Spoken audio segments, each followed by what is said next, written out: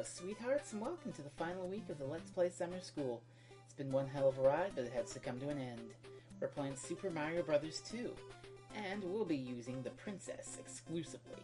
Not Peach, the Princess, because this was 1988, see? We're playing World 5, because I find World 5 to be the strangest and most exotic of all the worlds in the game. And I'm not just saying that because you can do things like, oh, I don't know, hoist an ostrich over your head and then throw it at a fire flower and kill them both. Though that is a point to World 5. Trust me, this game has all sorts of strange moments. Bombs that you pull out of the ground and throw away. Potions that turn into doors with coins. And no, I'm just listing all of them, aren't I? No. That won't do it all. Because this game is quite weird, but it's also quite fun. I certainly thought so when I was younger. And that's what I want to get at with this video. The interpersonal side of Super Mario Bros. 2. Because I'm just going to be brutally honest with you here and talk about upfront how I feel. I think that if I went through this and explained the mechanics and the Princess Toadstool can lift objects with the B button, I'd be insulting your intelligence. I think you've played this game before. I think you've seen this game before. I think you're familiar with it. I think you know that this is Birdo, and the manual described him as a boy who likes to dress up as a girl. I think that you're well aware of that fact already, and other myriad facts about this game.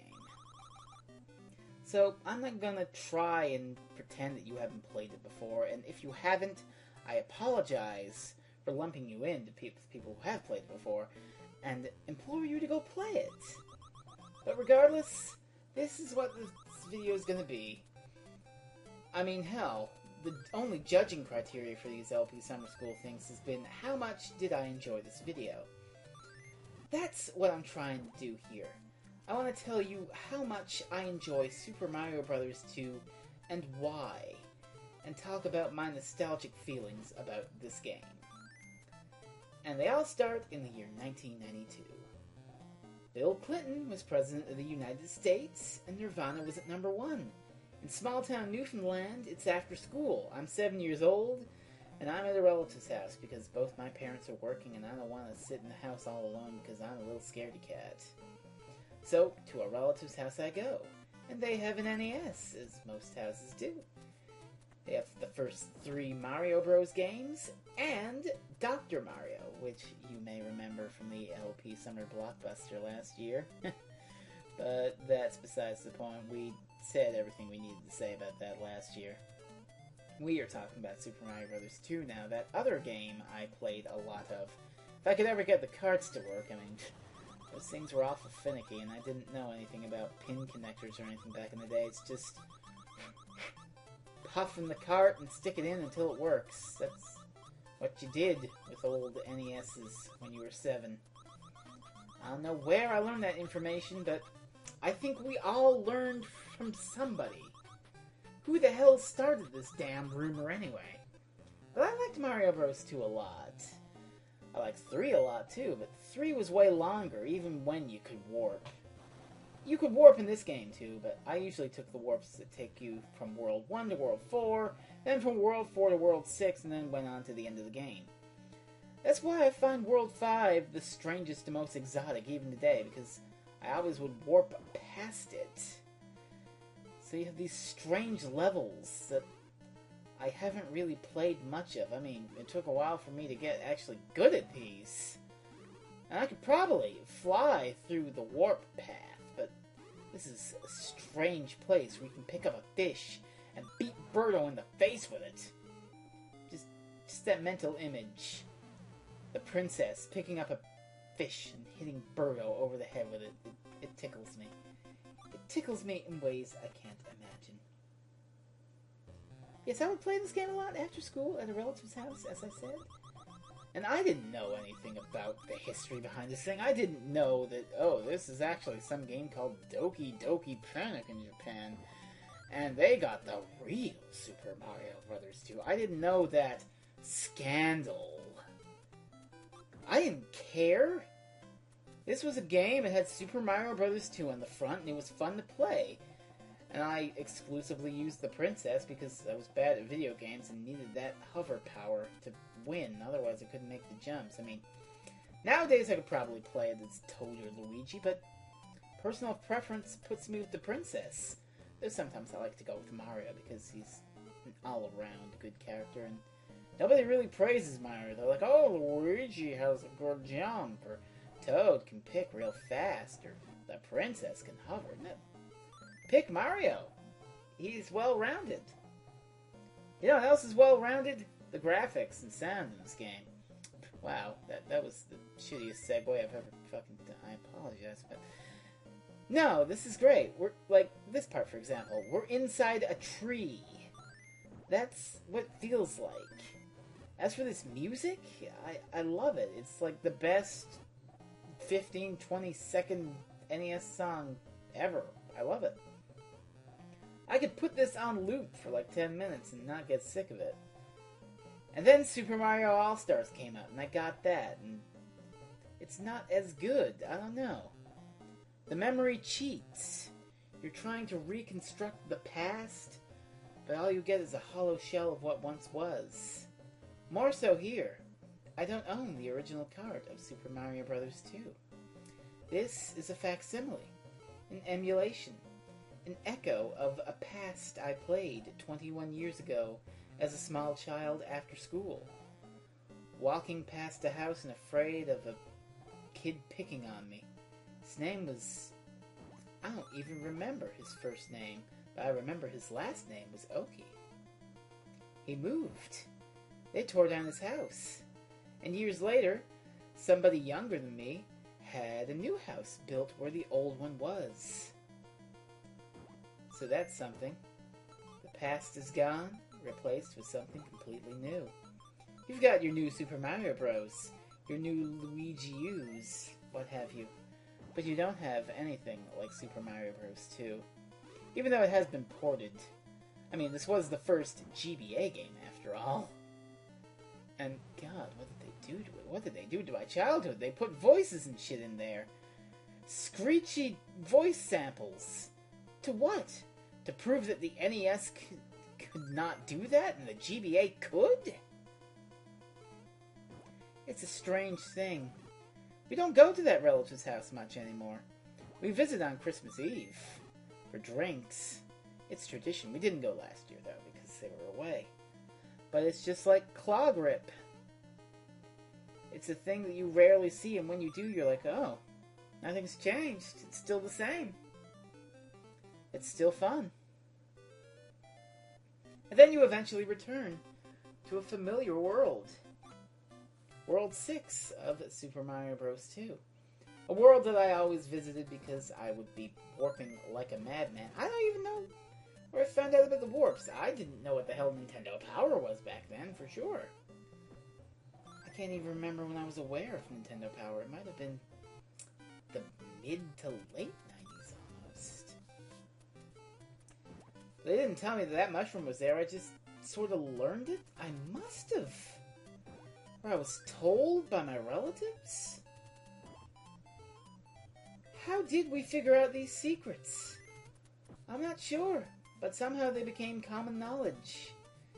That's the benefit of hindsight for you. It's the same with that Doki Doki Panic business. Now you know, and now some people dare to call it a ripoff, but who cares? This was a fun game when I was 7. It's a fun game now that I'm way old. And I love it, and I'm glad to be playing it for you, even if I'm still using the princess and her magical hover powers. Again, I intuitively know to go down here. I must have spent a while digging, but somehow I burned it into my brain that the right pipe to go to is right after that particular snake. Now here's where our secret history sort of departs. A lot of people were frightened of this bit, where you pick up the key and the Phantom Mask chases you relentlessly for daring to steal the treasure. I didn't find it that terrifying. I'll tell you what the hell I found terrifying about this game, though. Let me explain here. Okay. The final level is a great big maze-like castle. It's got lots of areas and it's tough. But eventually you reach the end. and you reach a room with one of these crystal balls and one of these falcon heads, I guess let's call it. It's a familiar thing. For the past 19 levels, you've been getting the crystal ball and going through, but this time it's different. When you take the crystal ball, the falcon head comes to life, and there's a mini-boss and starts swooping at you. Now, these days you've got your Silent Hills and your Fatal Frames and all your other survival horror things that try to spook you, but that was the first video game scare I ever experienced. I remember. I screamed. I let out a yell. That is the first time I ever let out a yell of anguish at a video game. And certainly not the last, as my playing of Battletoads and things has shown me. I mean, the bird is a deadly video game enemy. Look at this. We have to ride the thing to progress. I have to work with my enemy to surpass this level. All I can see are the whites of their eyes. It's creepy as hell. And we've rapidly reached the point where just picking up the eggs of Birdo doesn't even help because it's constantly shooting fire. We need to use these mushroom blocks. I like the mushroom blocks from World 5 better because they're spotted. They actually look like mushroom blocks.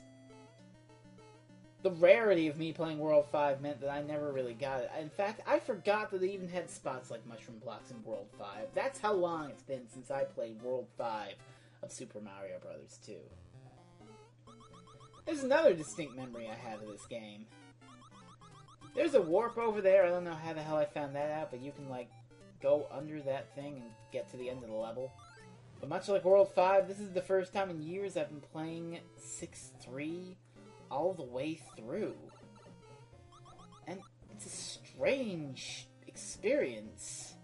I didn't even know these Babans could blow up their own pipes. What is this? This game has such attention to detail. But I remember I went to the relative's house one winter after school, even though my parents were like, don't do that. The roads are really bad. We can't pick you up. But I went anyway. And the roads were really bad, and it was looking like I might not get home because my father couldn't pick me up. The roads were so bad. I remember vividly a remark from one of my relatives, maybe you could stay here and we could save the princess at night. Now, it's funny because she was explicitly talking about Super Mario Bros. 2.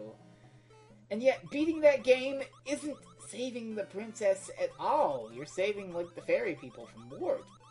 Hell, you're playing as the princess, but somehow that's the terminology of video games in 1992.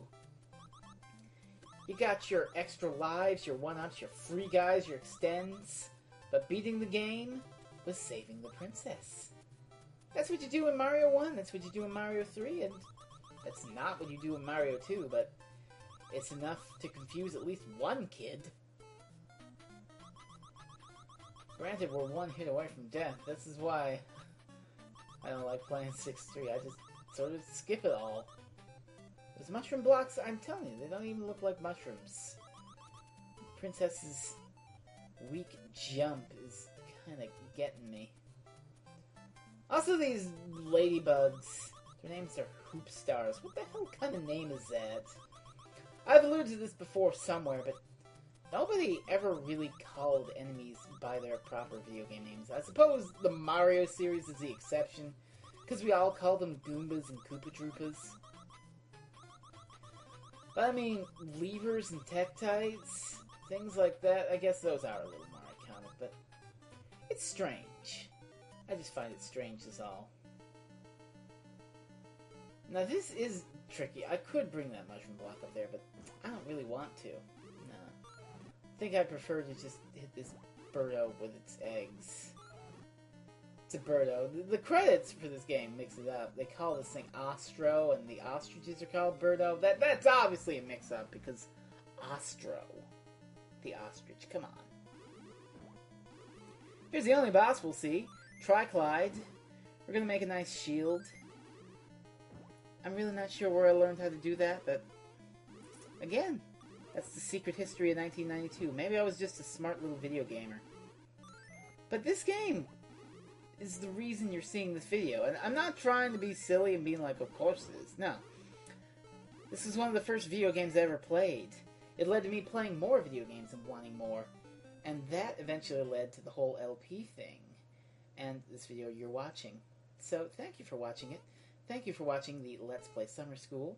I have been Freezing Inferno, and I hope to see you next time for whatever the hell contest comes up. Bye-bye.